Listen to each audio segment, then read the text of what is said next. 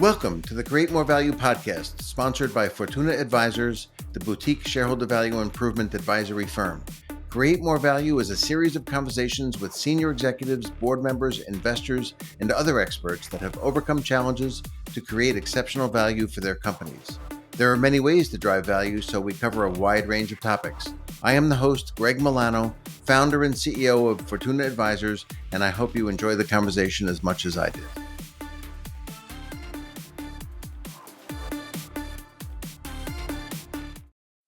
I'd like to welcome Brian Tomlinson. Thank you, Brian, for joining me on our Fortuna Advisors podcast, Create More Value. Great to be with you, Greg. Brian is a managing director at EY, formerly known as Ernst & Young, and is a thought leader in the area of ESG and sustainability. He has produced a significant volume of original research to advance the awareness and adoption of ESG approaches. In 2020 and 2021, while he was director of research for the CEO Investor Forum, a division of Chief Executives for Corporate Purpose, we collaborated along with two other colleagues on two papers that studied the return on purpose. I will put links to these in the episode description. At EY, Brian advises clients across a variety of sectors on the implementation of ESG strategies and practices. His knowledge and experiences are helpful as his clients navigate the complex and evolving reporting environments and the shifting expectations of institutional investors. So, Brian, when we recently spoke, you talked about how much further advanced Europe is on ESG. Can you elaborate and maybe talk a little bit about the EU Green Deal? Yeah, happy to, and great to be with you, Greg, today, and great to continue our sort of ongoing conversation on ESG and corporate purpose and the role of the corporation in society. So the Green Deal is, I think, a really interesting phenomenon because I think in many ways it's resetting the ESG space in a way that many people in the ESG space have sort of anticipated for several decades, but the EU is doing this on a really accelerated time horizon.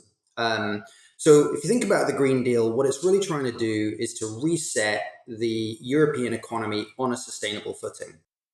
Now, there are a couple of goals that they've identified, which give you an indication of the ambition of that. So, for example, they have economy-wide goals for the reduction of GHG emissions. So hitting net zero by 2050, 90% reduction of carbon emissions by 2040, 55% reduction of carbon emissions by 2030.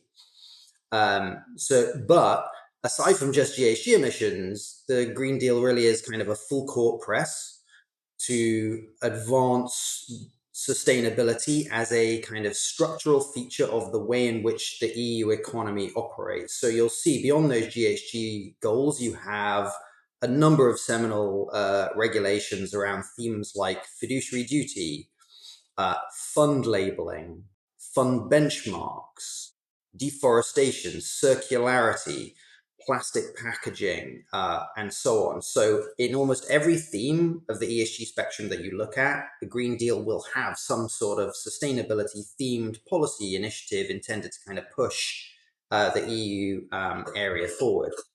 Now, I think one of the interesting things about that Green Deal and kind of the Sustainable Finance Action Plan, which is like the capital markets arm of the Green Deal, is that it is kind of intentionally having extraterritorial effects, right? So many people have heard of the Brussels effect, right? Which is the way in which regulation within the EU, because it's such a big market for products, it's such a big capital market, can impact the regulatory environment of other geographies.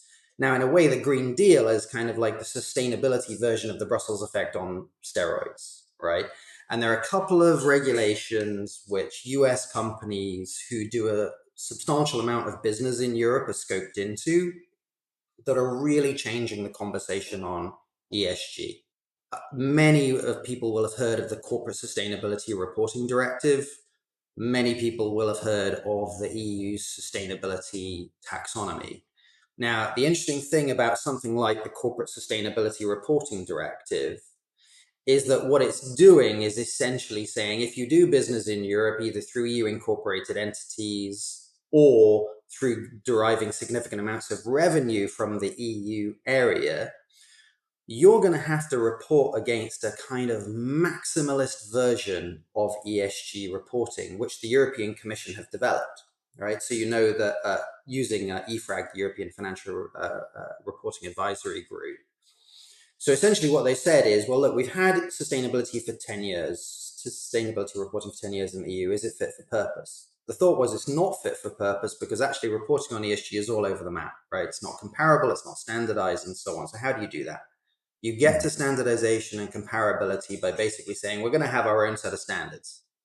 And the basis for that set of standards is going to be the existing voluntary reporting ESG ecosystem.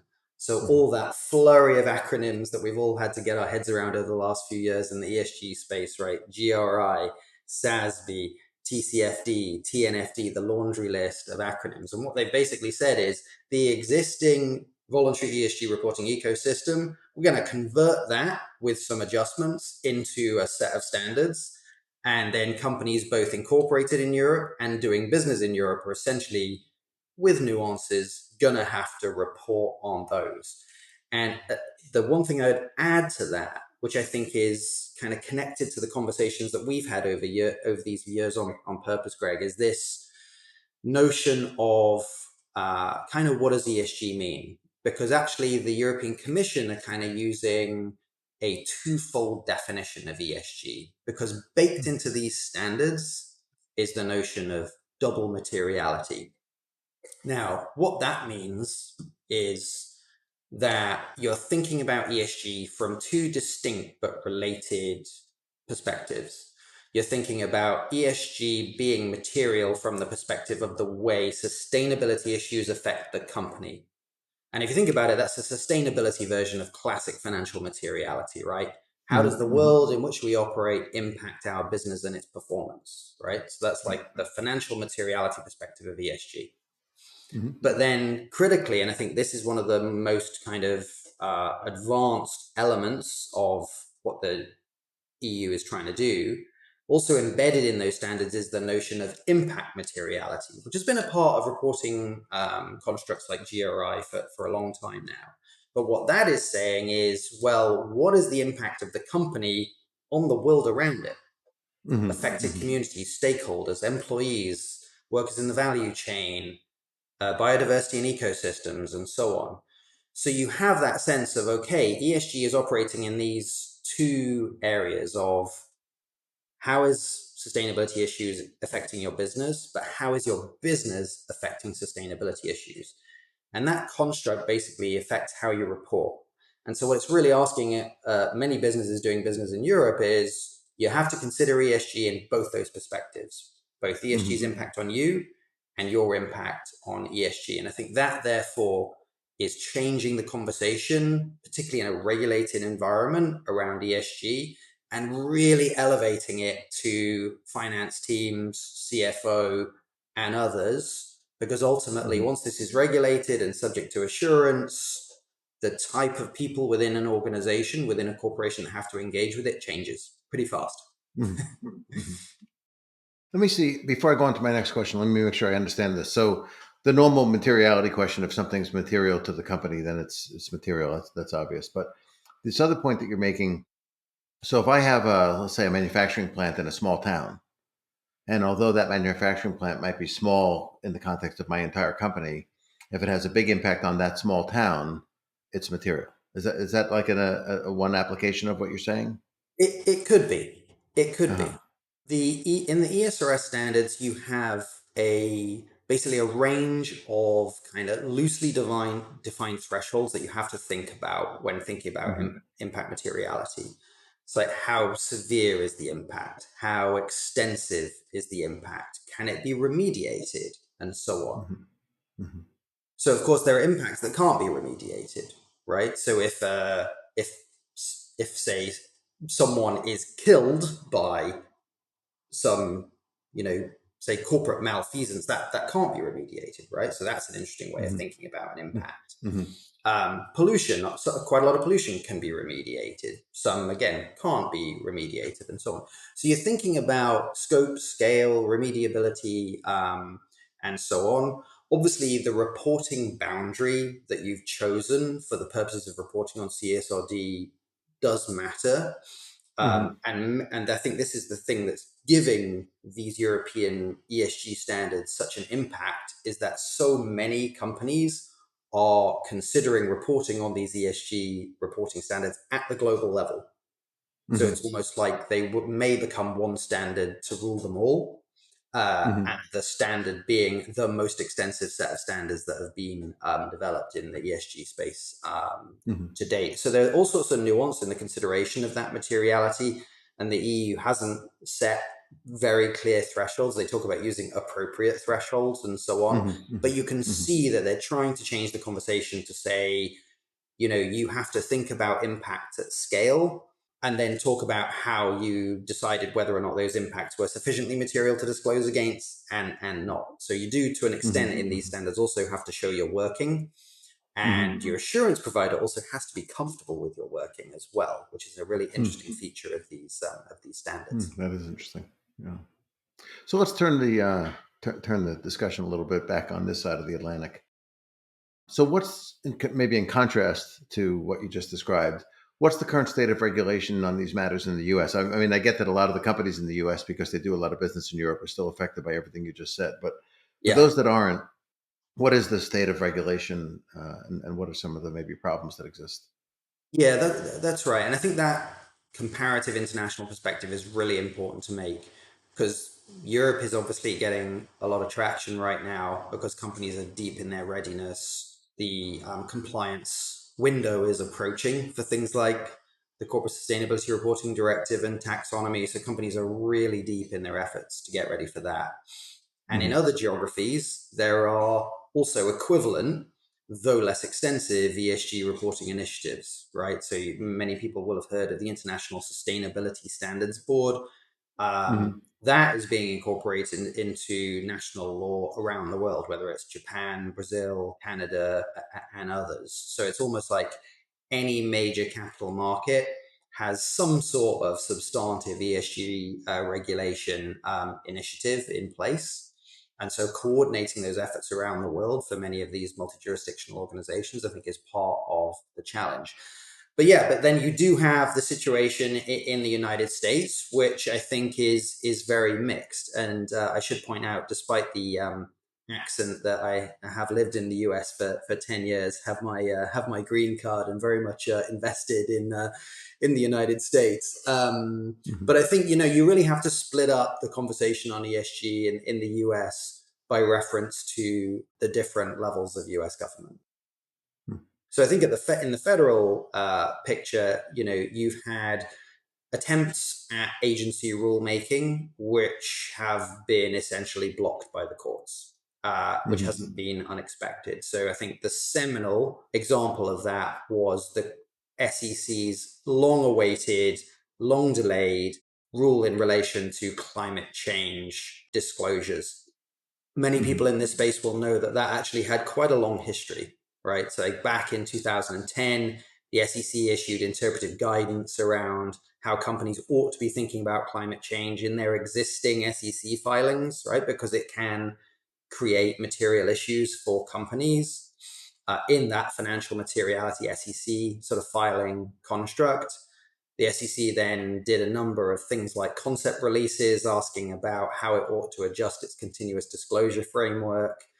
It then also reached out under the prior acting chair of the SEC around asking about the market appetite for rulemaking in relation to climate change. The overwhelming response from the market is that the market wanted, reasonable, well-scaled climate change disclosure regulation. Mm-hmm. Um, that was released and has been stayed. And, we wait to see the outcome of that legal process. It's always hard to play kind of soothsayer, fortune teller in relation to how those pieces of regulatory litigation go ahead. But obviously, many people will be aware that there is a sort of somewhat conservative tilt to the federal judiciary in its current state. And so, therefore, some people have seen perhaps low odds in terms of that SEC climate rule Mm-hmm. surviving that litigation. But then at the state level, you have an incredibly mixed picture, right? So in a number of geographies, California being the most obvious, you have a range of disclosure rules which are very similar, share a common root with all of those prior disclosure approaches that I've mentioned before. So California, for example, has a disclosure regime in process, which is on disclosing scope 1, scope 2, and scope 3 of greenhouse gases, uh, disclosures structured around the task force on climate-related financial disclosures, and also basically a green claims type disclosure. So if you've made green claims in relation to your products, making additional disclosures in relation to those to try to avoid one of the critical issues in the ESG space, which is greenwashing. But then, of course, in other politically calibrated or differently politically calibrated states, you then have some anti-ESG laws, some of which have focused on the way in which retirement assets invested with state retirement funds can be used and excluding consideration of ESG from those. So I think that just points to the fact that you have this broad international picture, which says there is broad regulatory adoption of ESG. A lot of that shares a common root, uses the existing ESG reporting ecosystem. A lot of those have extraterritorial effect, but then actually, on US soil, you then have a really mixed picture, which is really hard to navigate. And obviously, we'll have to see the outcome in November to see how that affects the broader kind of regulatory stance in relation to ESG at the federal level in the US. Mm-hmm. So when I speak to executives about ESG, especially for, let's say, finance executives, they talk about things being a bit vague at times and like moving goalposts and so forth. Is there an objective standard for what is green? Yeah, so that's a great question. I think one of the fair criticisms of the ESG space is that ESG has meant many different things to many different people. Mm-hmm. Now, of course, there can be advantages in that. A poorly defined term can be used flexibly and can be applied to a range of different products, and you can kind of get a conversation started around what ESG means. Mm-hmm. But generally, ESG hasn't really done a good job of identifying what is green and what is not green by reference to a set of clear benchmarks. And so that means that everywhere that the term ESG or sustainability is being used, there is the problem of potential greenwash, whether or not that's products, corporate claims, investment funds, and so on. Everywhere you see ESG used, there is the possibility that there is some greenwash involved. I think that's just a Mm-hmm. structural feature of the ESG space. So in the EU context, you have a really interesting regulation, which is called the EU Sustainability Taxonomy, which is trying to capture some of those issues around greenwash. So just to put that in the context of the EU, Mm-hmm. what the EU has said is, well, we are going to transition our economy to a sustainable footing. Now, of course, if you've said you're going to transition your economy to sustainable footing, you kind of need to know what you mean by sustainability. Mm-hmm. And so what the taxonomy is an attempt to say that there is a concept essentially of green by law. So an activity isn't green because a company says it's green. It's green by reference to a set of largely science-based benchmarks that have been developed by the EU's platform on sustainable finance to essentially say activity by activity throughout the economy, this is what makes this activity green and this is what makes this activity not green.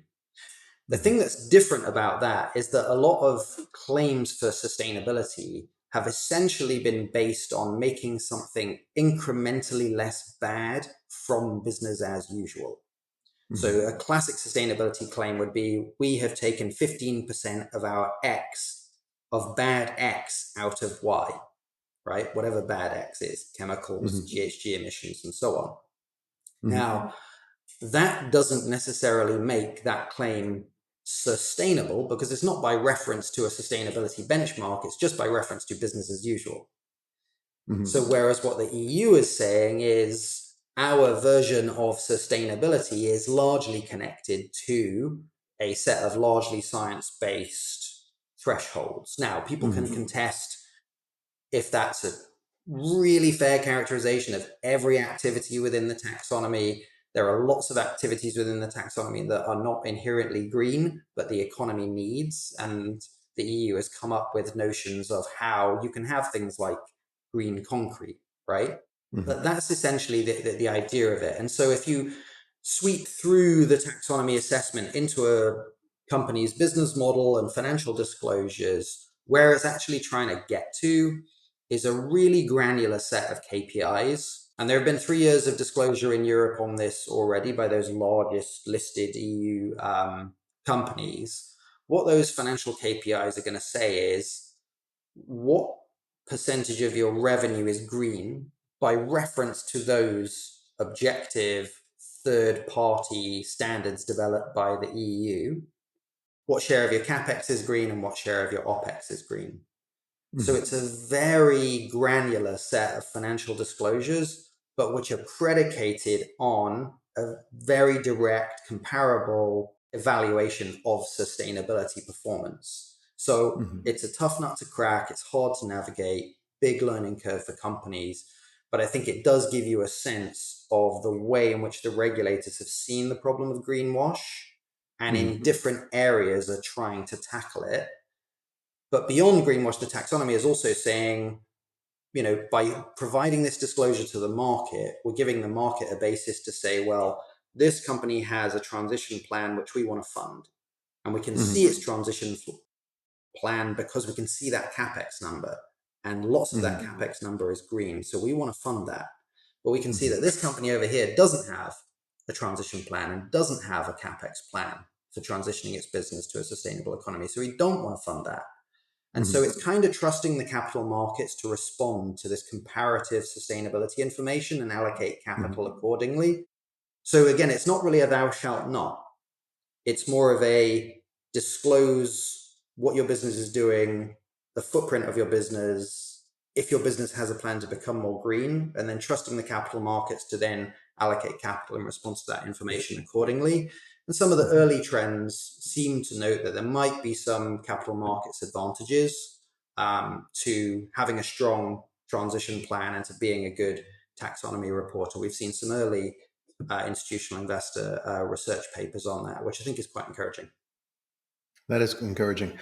Just from my own perspective, I'll give you an analogy and a comment that I think is very relevant. Our business is around designing financial measures that better capture the value created by a company. And one of the things that's really important to us and really important to the market, of course, because our measures correlate really well with share prices, is the completeness of the measure.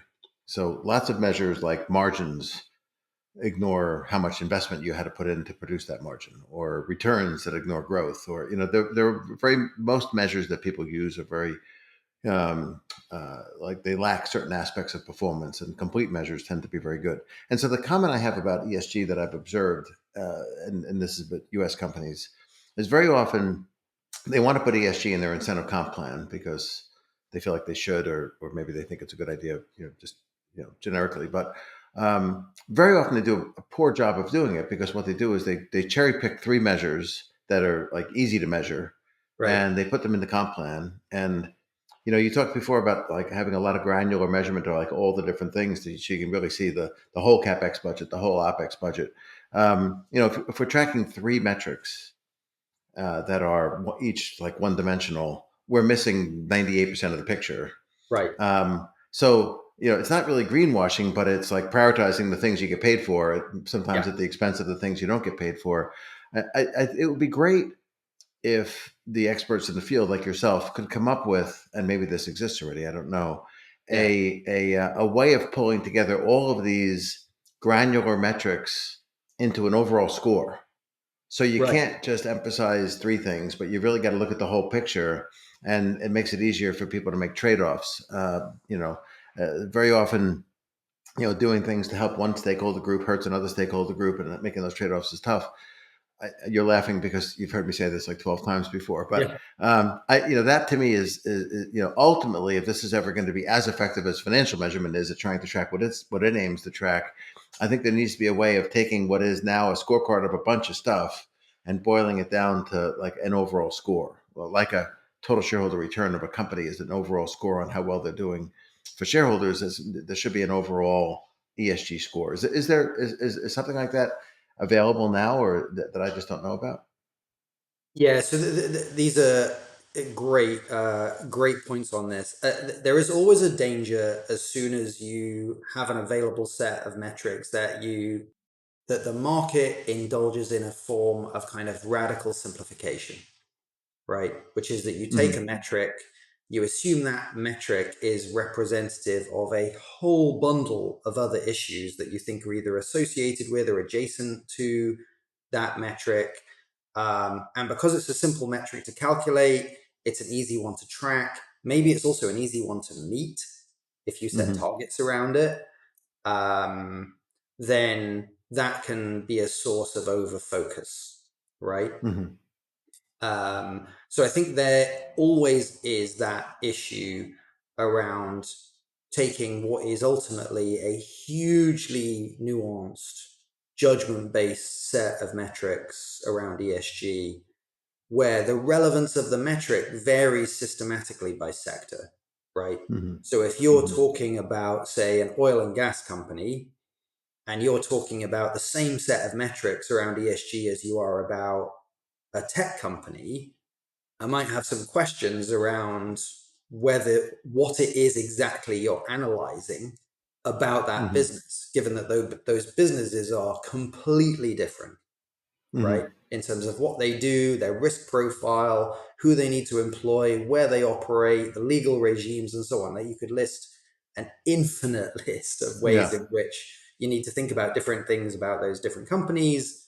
And frankly, that's why you have analysts who follow Hmm. issues on a sector specific basis, right? Hmm. Like institutional investors, they're sell side analysts, they don't follow the market, they follow a sector and know that Hmm. sector in depth because there's a different set of issues, different set of things that you need to know.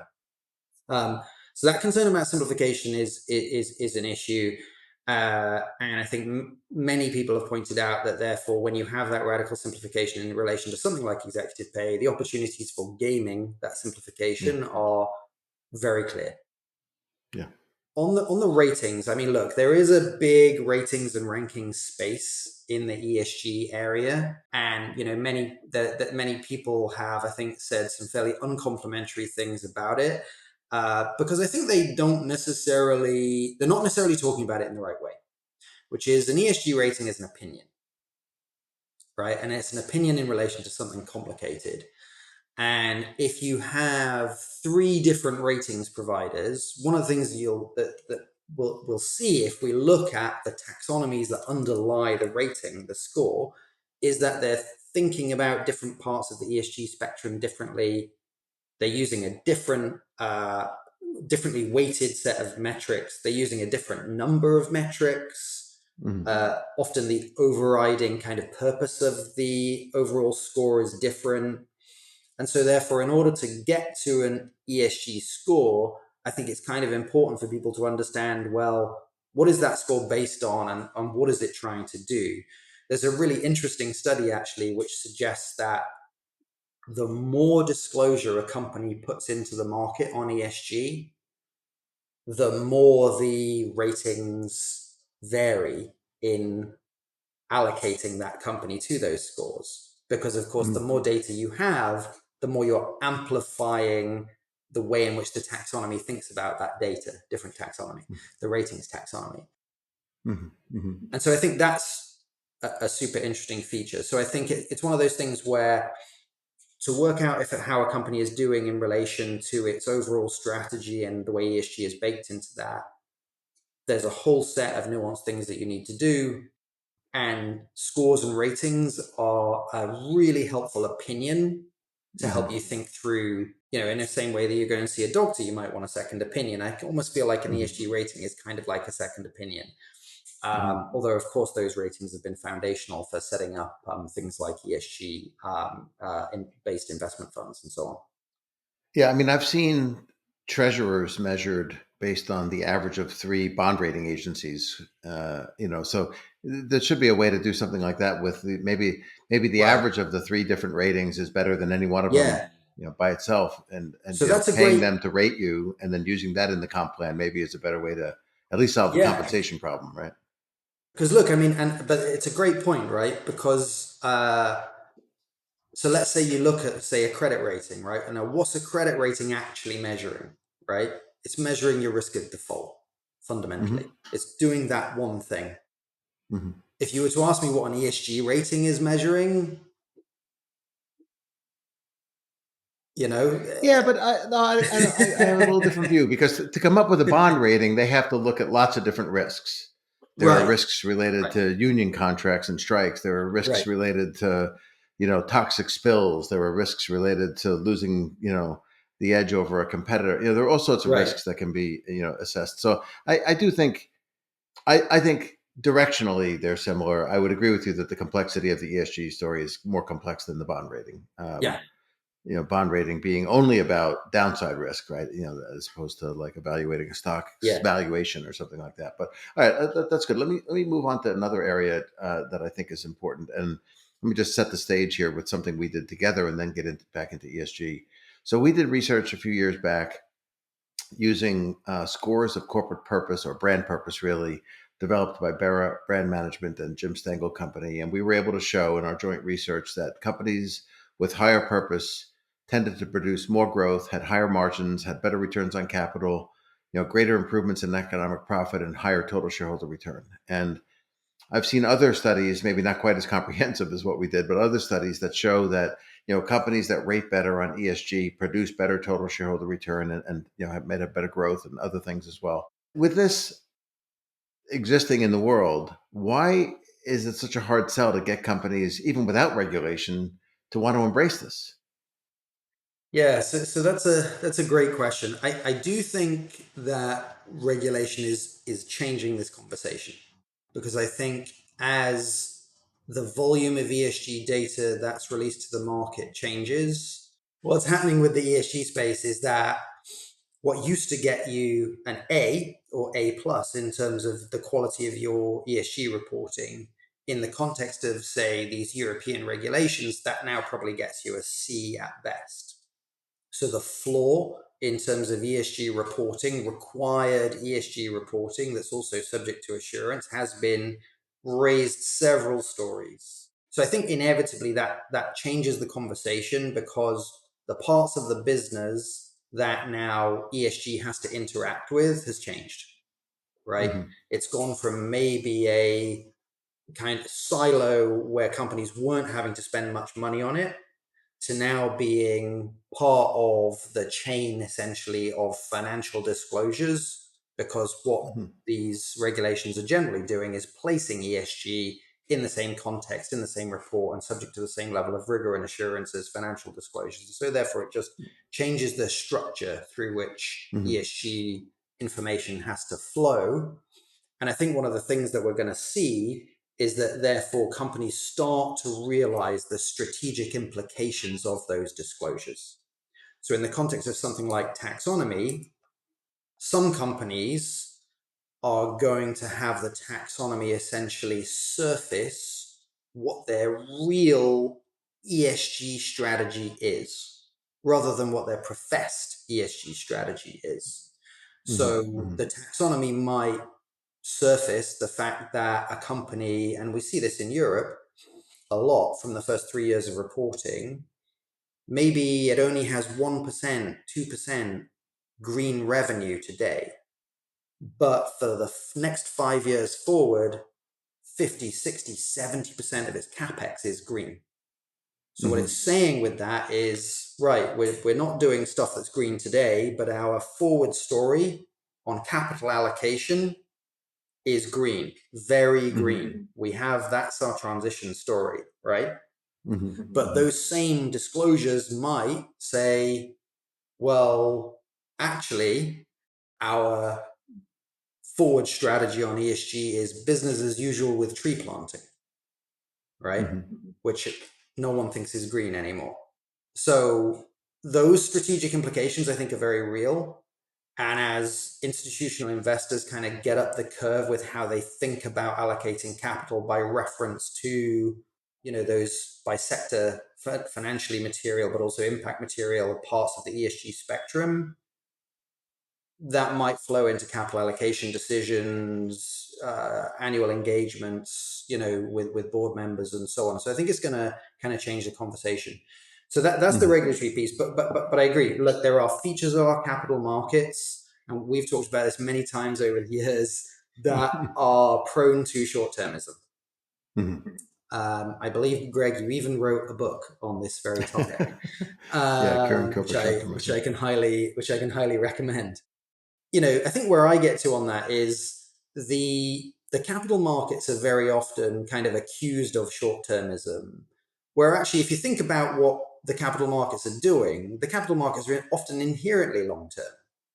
There are tons of businesses out there on the capital markets with massive valuations that have never made a profit, and that making profit is far off in the future. That's inherently a long-term play. Right? Yeah. So the capital markets think about long-termism all the time. I think what's happened is that there's been this over-focus on the kind of quarterly earnings dance, the type of disclosures that are made in that quarterly earnings dance, and the type of kind of short-term metrics that get discussed as a result of that conversation. But as we've discussed many times, you can have a quarterly conversation with the capital markets about your long-term strategy.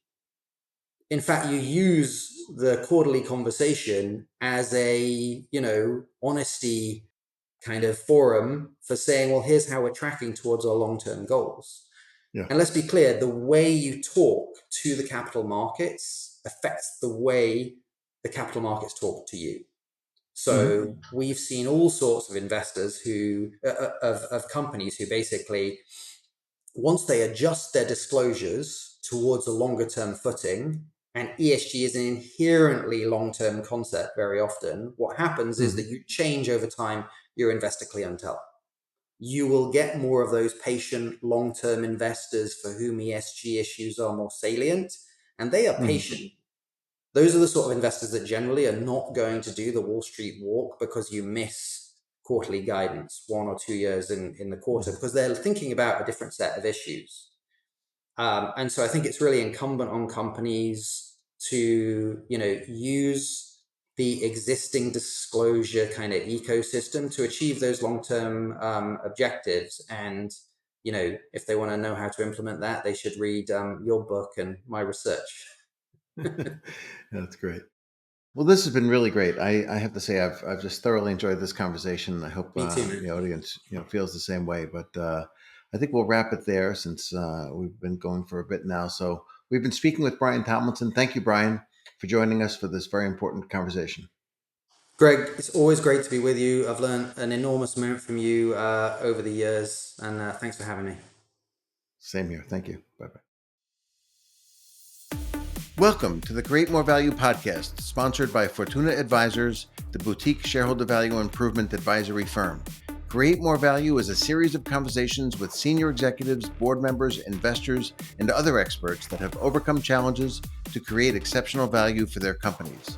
There are many ways to drive value, so we cover a wide range of topics. I am the host, Greg Milano, founder and CEO of Fortuna Advisors, and I hope you enjoy the conversation as much as I did.